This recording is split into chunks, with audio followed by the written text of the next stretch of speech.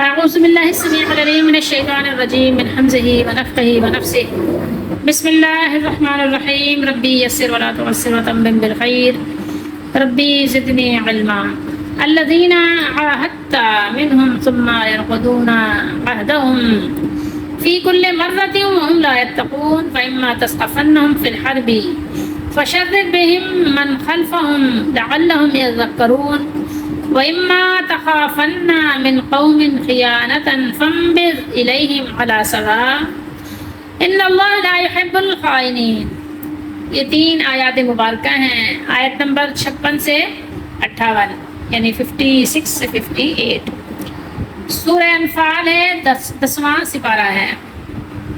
وہ جن سے تم نے معاہدہ کیا، معاہدہ یعنی عہد کو کہتے ہیں نا، وعدہ، پھر ہر بار اپنا عہد توڑ دیتے ہیں اور ڈرتے نہیں، تو اگر تم انہیں کہیں لڑائی میں پاؤ تو ایسا انہیں قتل کرو، یعنی اس طرح ان کو قتل کرو جس سے ان کے پسماندوں کو بھگاؤ، ٹھیک ہے، اس امید پر کہ شاید انہیں عبرت ہو، اور تم کسی قوم سے دغا کا اندیشہ کرو، دھوکہ فریب کا، تو ان سے ان کی طرف تو ان کا عہد ان کی طرف پھینک دو برابری پر، ٹھیک ہے، یعنی برابری کا بدلہ، جیسے انہوں نے ہمارے عہد کو توڑ دیا تو ہم بھی ان کے عہد کو توڑ کر پھینک دیں انہیں کی طرف، یعنی واپس کر دیں۔ بے شک یعنی یہاں دغا سے مراد خیانت ہے، ٹھیک ہے، یہاں لفظ کیا ہے، خیانتاً، یہاں بھی ہے خائنین، ٹھیک ہے۔ بے شک دغا والے یعنی خائن جو ہیں، خیانت کرنے والے اللہ کو پسند نہیں، یعنی خائن اللہ تعالیٰ کو پسند نہیں ہے، یاد رکھیے، جتنے بھی خیانت کرنے والے ہیں ان کو اس بات کا خیال رکھنا چاہیے کہ اللہ تعالیٰ کو خائن، خیانت کرنے والا بالکل بھی پسند نہیں ہے۔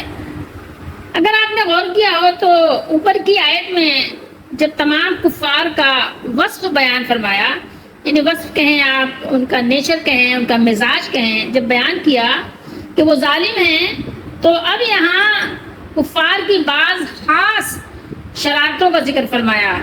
ایک تو یہ فرمایا کہ وہم لا یتقون، دیکھیے یہاں پر کیا فرمایا، وہم لا یتقون، یہاں اس کا مطلب کیا ہے کہ وہ اللہ سے ڈرتے نہیں، یا وہ اپنی بدعہدی کے انجام سے ڈرتے نہیں، کہ جو وہ وعدہ خلافی کر رہے ہیں، عہد کو توڑ رہے ہیں، تو اس کا انجام کیا ہونے والا ہے، وہ اس سے ڈرتے نہیں۔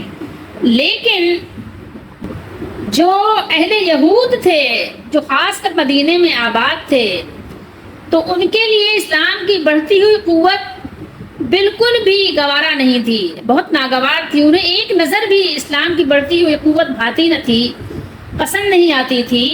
تو یہاں پر اگر آپ یہ بات کہیں گے تو غلط نہیں ہوگا کہ یہاں مطلب ہے کہ وہ یعنی مدینے کے بسنے والے، مدینہ المنورہ کے خاص یہودیوں کے بارے ہی میں بات بیان ہوئی ہے، لیکن آپ یہ نہ سمجھیں کہ صرف یہ ان کے لیے ہے، جتنے لوگ وعدہ خلافی کرتے ہیں، عہد کو توڑتے ہیں، یہ باتیں سب کے لیے ہیں، عام ہے، ٹھیک ہے۔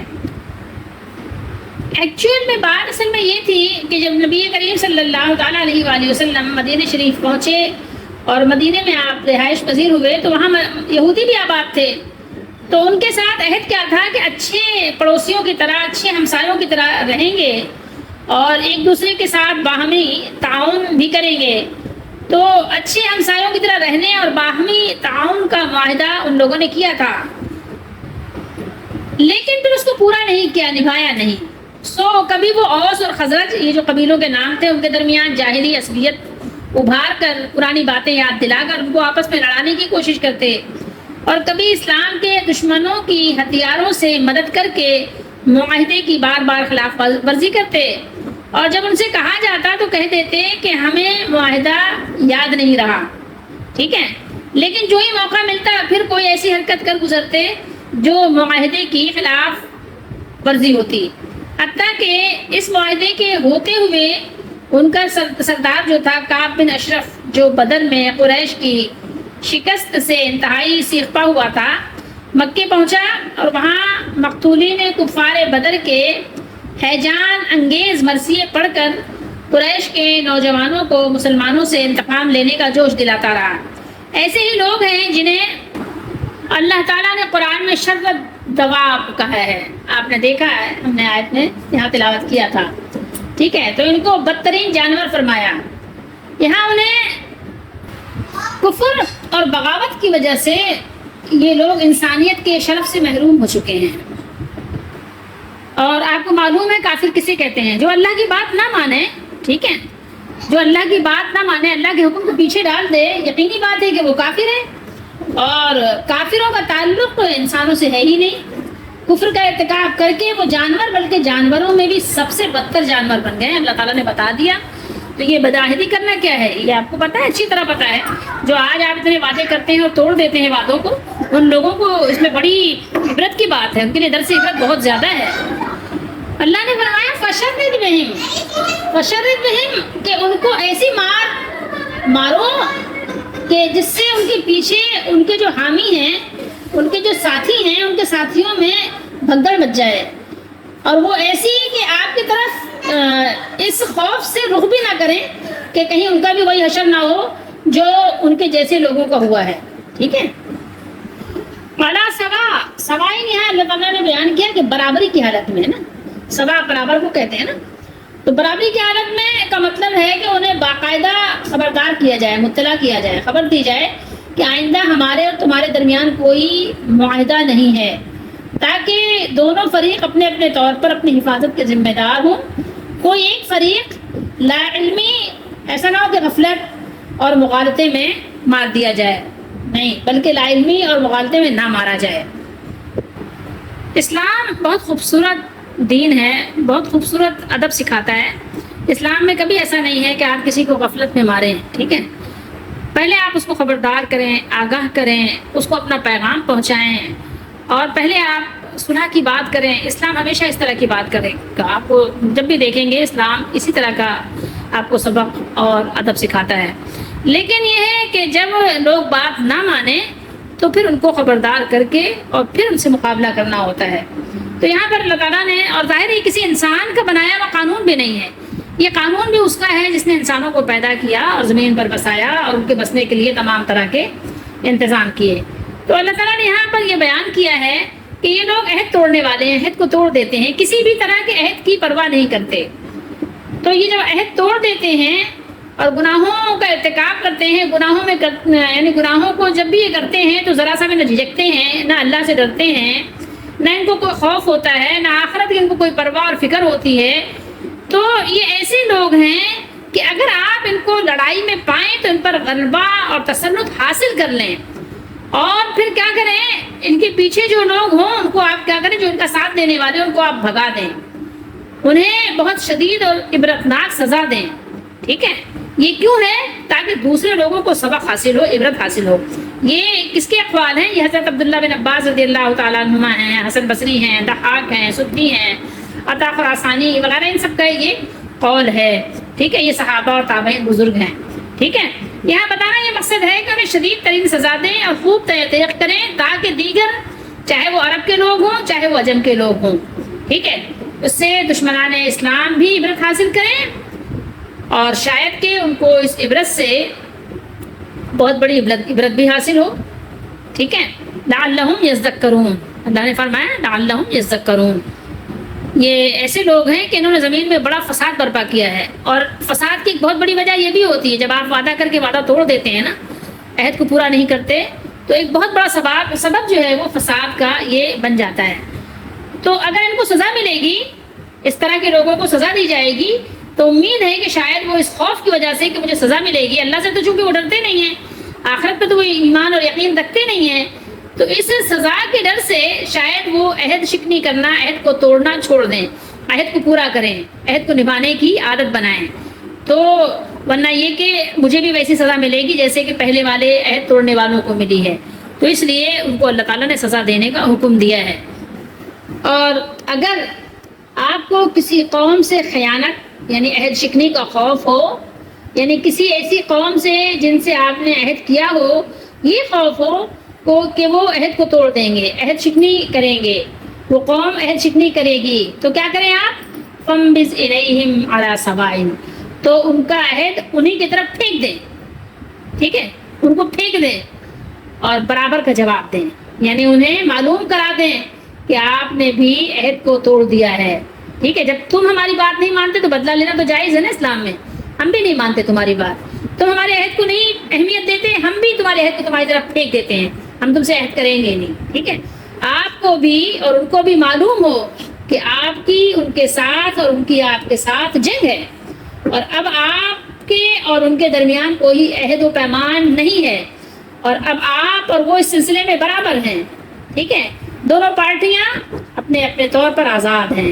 ان اللہ لا يحب الخائنین، کچھ شک نہیں کہ اللہ خیانت کرنے والوں کو پسند ہی نہیں فرماتے، حتیٰ کہ کافروں کے حق میں بھی اللہ تعالیٰ اسے پسند نہیں فرماتے، یعنی کوئی کافر ہو کر بھی عہد نہ توڑے اور کوئی مسلمان ہو کر بھی کافر سے عہد کر کے اس عہد کو نہ توڑے، یاد رکھیے۔ فشرک بہم، یہ تشرید کا معنی خوف پیدا کرنے کے ساتھ بھگدڑ مچا کر انہیں منتشر کرنا بھی ہے۔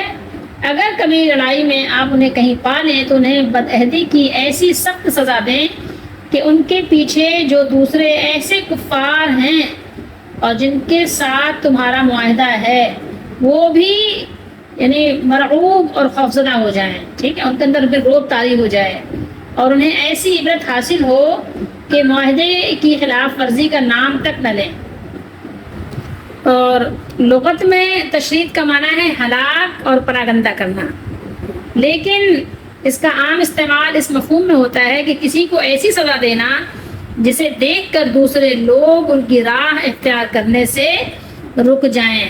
اور امام لغت و نحو زجاج کہتے ہیں کہ ان بار بار عہد شکنی کرنے والوں کو وہ عبرتناک سزا دو جو دوسروں کو خوفزدہ کر دے، تاکہ کوئی قبیلہ عہد شکنی کی ہمت نہ کر سکے۔ تا کو ہٹا دیجئے، یہ حروف اصلی بنتے ہیں یہاں پہ سا قاف فا، سقف۔ سقف کا معنی ہے پانا۔ تو یہاں یہ بتایا گیا ہے کہ تو اگر تم انہیں کہیں لڑائی میں، حرب کہتے ہیں جنگ کو، لڑائی کو، جب ان کو لڑائی میں پا لیا جائے، ٹھیک ہے؟ ویسے نہیں کہ چلتے پھرتے آپ نے کسی کو پکڑ لیا، یہ معاملہ نہیں ہے، بات کو پوری طریقے سے سمجھنے کی بھی ضرورت ہوتی ہے۔ وَإِمَّا تَخَافَنَّ، اور اگر تم لوگوں کو یعنی کسی قسم کے یعنی خوف ہو کہ یہ لوگ توڑ دیں گے، ٹھیک ہے، خیانت کریں گے عہد کے بارے میں، تو پھر اللہ تعالیٰ نے یہاں کیا حکم دیا ہے کہ یعنی عہد توڑنا خیانت ہے، جو مسلمان کے لیے کسی صورت میں جائز نہیں ہے، حتیٰ کہ اگر کسی قوم کے ساتھ معاہدہ ہو تو ان کے خلاف کوئی بھی کارروائی جائز نہیں، خواہ وہ لوگ تمہاری ریاست کے اندر ہوں یا باہر۔ اگر فی الواقع ان کی طرف سے عہد توڑنے یا دھوکہ دینے کا خطرہ پیدا ہو جائے جو آثار سے نظر آ جاتا ہے، تو پھر بھی آگاہ کیے بغیر ان کے خلاف خفیہ کارروائی یا کھلم کھلا حملہ کر دینا جائز نہیں، بلکہ صاف اعلان کر کے واضح کر دو کہ ہمارا تمہارا معاہدہ ختم ہے، تاکہ تم پر عہد توڑنے کا یا دھوکہ دینے کا الزام نہ آئے، کیونکہ اللہ تعالیٰ خیانت کرنے والوں کو پسند نہیں کرتے۔ رسول اللہ صلی اللہ علیہ وآلہ وسلم کے خلفاء کی سیرت بھی یہی رہی کہ کفار کی طرف سے عہد شکنی کے خطرے کی صورت میں معاہدے کے خاتمے کا اعلان فرما دیتے اور پھر حملہ آور ہوتے، مگر جب کسی قوم نے بدعہدی کر دی ہو تو اس پر بے خبری میں حملہ بھی جائز ہے، جیسا کہ کفار مکہ نے رسول اللہ صلی اللہ علیہ وآلہ وسلم کے حلیف نا، جو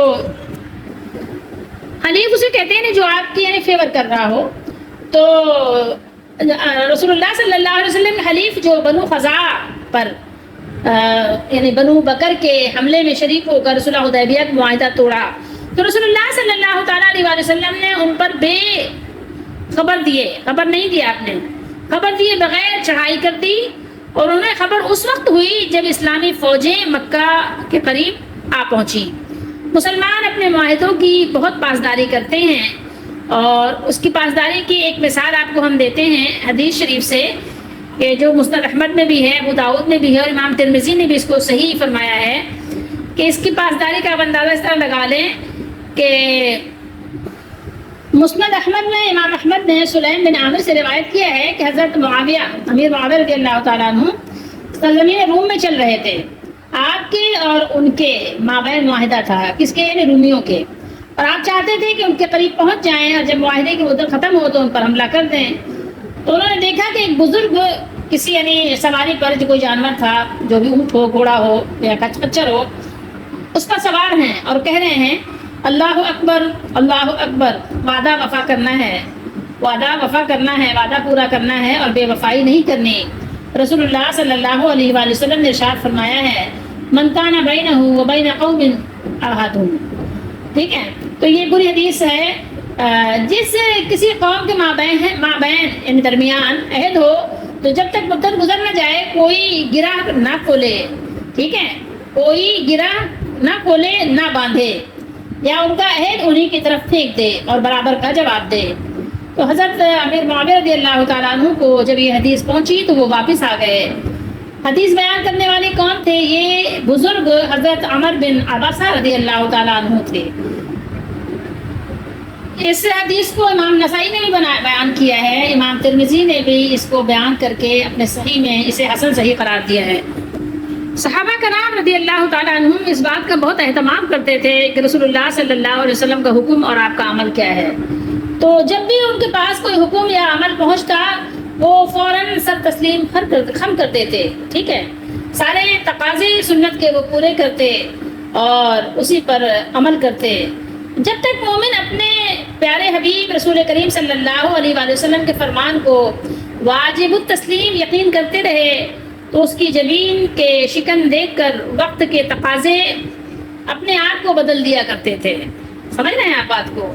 اور جب سے ان لوگوں نے سنت نبوی سے منہ موڑا ہے، روگردانی کا رجحان ترقی کرنے لگا ہے، وقت کے تقاضے نئے لباس میں ان کا زیور اور گہنا بنا ہے، نت نئے انداز میں ہم سے ہماری اپنی ذات اور اس کی مخصوص روایات کی نفی کرا رہا ہے۔ جو قومیں اپنے تمدن و ثقافت، اپنے عقائد و نظریات، اپنے اطوار و عادات سے بے تعلق ہو کر دوسری قوموں کی پیروی اور تقلید کرنے لگتی ہیں، وہ یاد رکھیں وہ خود اپنے ہاتھوں سے اپنی قبر کو کھود رہی ہیں۔ حسن و جمال اپنی ذات کی جلوہ نمائی میں ہے، کسی کا بہروپ بدل لینے میں نہیں ہے۔ آپ جو ہیں وہ آپ ہیں، ٹھیک ہے؟ آپ کتنا ہی کچھ اپنے آپ کو لیپا پوتی کر کے خوبصورت بنائیں تو وہ خوبصورتی کام کی نہیں ہے۔ تکلف سے بری ہے حسن سادہ اور تکلف سے بری ہے حسن ذاتی۔ کوئی اچھا بہروپیہ بہرحال کیا ہے؟ بہروپیہ ہے، روپ بدلا ہے اس نے، لیکن جو اس کا ذاتی حسن ہے یا جو اس کی اپنی ذاتی شخصیت ہے وہ تو وہی ہے نا۔ آپ بہروپ بدل کر کیا بننا چاہتے ہیں؟ کیا آپ بدل جائیں گے؟ نہیں بدلیں گے۔ تو آپ اپنی روش وہ رکھیں جو اللہ نے اپنے رسول صلی اللہ علیہ وآلہ وسلم کے ذریعے سے آپ کو دی ہے۔ اور ایک چیز یہاں پر بہت قابل غور ہے کہ جب اللہ تعالیٰ نے کافروں سے، اپنے دشمنوں سے عہد کو توڑنے کو پسند نہیں کیا تو پھر وہ اپنے دوستوں سے اور مسلمانوں سے عہد کو توڑنے کو کس طرح وہ پسند فرمائیں گے اللہ تعالیٰ؟ اور جب اللہ تعالیٰ نے کافروں کو سزا دی جن کے لیے جہنم ہے تو پھر وہ آپ کو سزا کیوں نہیں دیں گے؟ اس بات کا خیال رکھا کریں۔ لیکن بہت افسوس کی بات ہے کہ آج مال و دولت کی ہوس نے لوگوں کو کہیں کا نہیں چھوڑا۔ بس مال آنا چاہیے، کیسے آ رہا ہے، کس طرح آ رہا ہے، کہاں سے آ رہا ہے، اس کی کوئی پرواہ نہیں ہے۔ مال کی لالچ میں لوگوں نے اپنا آپ، اپنا دین، اپنی شخصیت، اپنی جو اس کی ایک کہنا چاہیے کہ تہذیب و تمدن، سب کچھ اس نے بیچ دیا۔ صرف مال چاہیے، مال کی خاطر وہ کیا کچھ نہیں کر رہے ہیں۔ عہد توڑنا تو میرا خیال ان کے نزدیک کوئی حیثیت ہی نہیں رکھتا۔ مال کے لیے تو وہ اپنی عورتوں کو نچوا رہے ہیں۔ آپ دیکھیں اپنے گھروں کی بات، اپنے راز، اپنے بھید، میاں بیوی کے جو کمرے کی باتیں ہیں وہ منظر عام پر لا رہے ہیں۔ دولت کی ہرس نے انسان کو دیوانہ بنا دیا۔ جو حرکات ہو رہی ہیں آپ دیکھیں تو کوئی جس کے اندر ذرا بھی شرم ہو دیکھ نہیں سکتا۔ اللہ تعالیٰ نے ہمیں نصیحت کی ہے کہ شاید کہ عبرت ہو، شاید کہ کچھ سوچیں، شاید کہ کچھ غور و فکر کریں، لیکن کوئی لوگوں کو پرواہ نہیں ہے، ٹھیک ہے؟ میاں بیوی کی باتیں آپ تصور تو کریں، سوچیں تو صحیح کہ کیا باتیں منظر عام پر ہو رہی ہیں، کیا دکھایا جا رہا ہے لوگوں کو، کیا بتایا جا رہا ہے۔ اچھا دیکھنے والوں کو بھی اسی میں مزہ آتا ہے۔ آپ سوچیں تو صحیح کہ سوچ کتنی گھٹیا ہو گئی، انسان کے اندر کتنی خرابیاں پیدا ہو گئی۔ یہ خرابی ہو تو انسان بات کرے۔ اللہ کے رسول صلی اللہ علیہ وسلم نے بے شمار مرتبہ آپ نے یہ بات فرمائی. بہت سارے صحابہ اس کے بیان کرنے والے ہیں. بخاری مسلم پتہ نہیں کتنی حدیثوں میں یہ بات بیان ہوئی ہے کہ منافق کی 3 نشانیاں ہیں, منافق کی 4 نشانیاں ہیں. 3 نشانیاں آپ رکھ لیں تو ایک نشانی مثال کے طور پہ آپ نے فرمایا کہ بات کرے جھوٹ بولے, یعنی 100 میں سے آپ کیا کریں 33 نمبر دیں ایک نشانی کو. تو آج آپ دیکھیں گے تو آپ کو تو یہ منافقوں کے علاوہ ملیں گے کون لوگ؟ غور کریں. منافق کی 3 نشانیاں ہیں, بات کرے جھوٹ بولے, وعدہ کرے خلاف ورزی کرے, امانت رکھی جائے خیانت کرے. تینوں چیزیں آپ کو اتنی کثرت سے نظر آئیں گی کہ آپ حیران رہ جائیں. آپ کو حیرت ہوگی کہ اکثر لوگ بات کرتے ہیں جھوٹ بولتے ہیں, جھوٹ سے شروع کرتے ہیں جھوٹ پہ ختم کرتے ہیں. ان کی بات ہی جھوٹ سے شروع ہوتی ہے جھوٹ پہ ختم ہوتی ہے. آپ کہہ نہیں سکتے جس سے آپ کی جو اتنے لچھے دار باتیں کر رہا ہے اس کی باتوں میں کتنی صداقت ہے.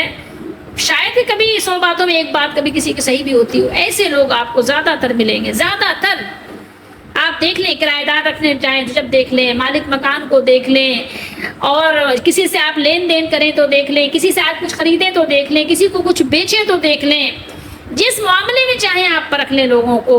ٹھیک ہے, رشتہ کرنے جائیں تو دیکھ لیں, لڑکی والوں کو دیکھ لیں, لڑکے والوں کو دیکھ لیں, اللہ یہ کہ جو اللہ سے ڈرے.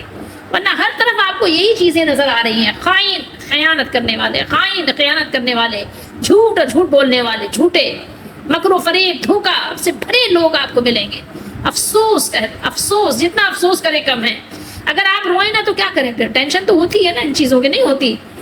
آپ اللہ پہ بھروسہ تو کرتے ہیں لیکن یہ چیزیں دیکھ کے آپ کو رلاتی ہیں, افسردہ کر دیتی ہیں, خوش نہیں ہونے دیتی. کہ خوش ہو کہ ہمارے معاشرے کے لوگ کیسے ہو گئے ہیں. ان کو ذرا بھی خیال نہیں آتا کہ ان کو مرنا ہے, مر کے اللہ کو دکھانا ہے. ذرا سا بھی ان کو احساس نہیں ہوتا. سوچیں, اللہ کے نبی صلی اللہ علیہ وسلم نے یہ بھی فرمایا کہ قیامت کے دن آپ کو پتہ ہے ہر غدار شخص کے ساتھ ایک جھنڈا ہوگا جو اس کے یعنی جتنا اس نے کیا ہے غداری دھوکہ اسی کے برابر ہوگا. اگر کم کیا ہے تو چھوٹا جھنڈا ہوگا, زیادہ کیا ہے تو بڑا ہوگا. اور کان کھول کر سن لو, کان کھول کر سن لو, کان کھول کر سن لو. کس کو سنایا گیا؟ یہ تو صحابہ کرام تھے, لیکن صحابہ کرام کے ذریعے سے ہمیں اور آپ کو سنایا گیا. سوچئے تھوڑی دیر کے لیے, قیامت کے دن جب آپ آئیں گے, یہاں پر اور آگے بھی حدیث ہے, تو آپ ذرا سوچئے کہ آپ قیامت کے دن جب آئیں گے اللہ کی بارگاہ میں اور آپ کے پاس جو ہے جھنڈا ہوگا, کس چیز کا آپ کا اعلان کر رہا ہوگا, آپ کا جھنڈا بتا رہا ہوگا کہ یہ خائن ہے, یہ غدار ہے, ٹھیک ہے, یہ امانت میں خیانت کرنے والا ہے, یہ غداری کرنے والا ہے, یہ دھوکہ دینے والا فریبی ہے, یہ جھوٹا ہے, یہ مکار ہے. آپ کا جھنڈا جو ہے وہ جھنڈا لہرا رہا ہوگا. آپ بتائیں دنیا میں کتنی آپ کو شرم آتی ہے, اگر آپ کا ایپ کھل جاتا ہے تو وہاں آپ کو شرم نہیں آئے گی. توبہ کریں گے, آیات آپ کو دعوت فکر دے رہی ہیں, غور کریں ان آیات پر, ڈریں. ٹھیک ہے, مومن ایسے نہیں ہوتے. مومن تو اللہ سے ڈرتے ہیں, جو بات کہتے ہیں وہی کرتے ہیں, جو کرتے ہیں وہی کہتے ہیں. مومن کو تو اپنی آخرت کی فکر لگی ہوئی ہوتی ہے. اللہ تعالیٰ ہم سب کو سمجھنے کی توفیق دیں.